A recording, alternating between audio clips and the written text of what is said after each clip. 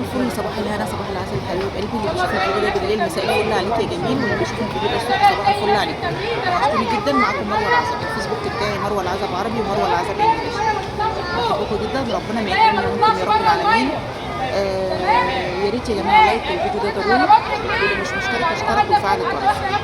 حبايبي بحبكم جدا، ربنا ما يحرمنا منكم يا رب العالمين.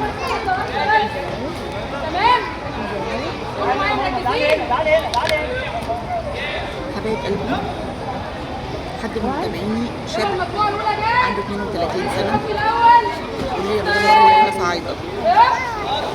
بالله عليكم يا جماعة تعتبروا الموضوع ده يفوز في حد من عليكم، لأنه موضوع ممكن أي حد يمر بيه بعد الشر عليه لا قدر الله.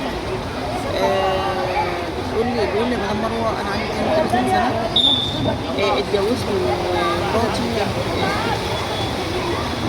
توفت والديا من الشغل في حادثة من 10 سنين، ومعايا ولد عنده 10 سنين سابتهولي كان عنده كام شهر، فتوفت وسابتهولي ربيته لغاية ما بقى عنده 10 سنين. فكنت بدور على عروسة بقى إن هي تشيل، لأن جدته مش قادرة تشيل أكتر من كده. فدورت لقيت واحدة مطلقة ما خلفتش قبل كده، فقلت أكسب فيها صواب وتربي لي ابني واحن عليها، والمطلقة دايما بتبقى مظلومة، فأنا هقف جنبها. خدتها وفعلا كانت حنينه على ابني جدا جدا، لدرجه ان انا بقول ده امه لو عايشه مش هتعامله كده، ده ما شاء الله عليها. فما شاء الله عليها برضه حملت في بنتي.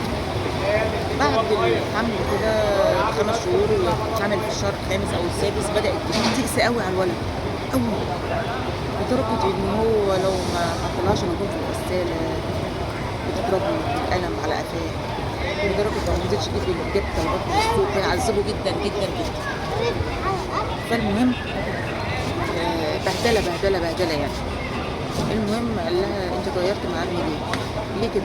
قالت له لا انا مش حمل، انا ما عدت انا مش هتحمل فوق طاقتي، انا كفايه ان بنتي اللي جايه دي محتاجاني، ما اقدرش اتحمل حد غير بنتي، انا ما فيش صحه اربي اتنين.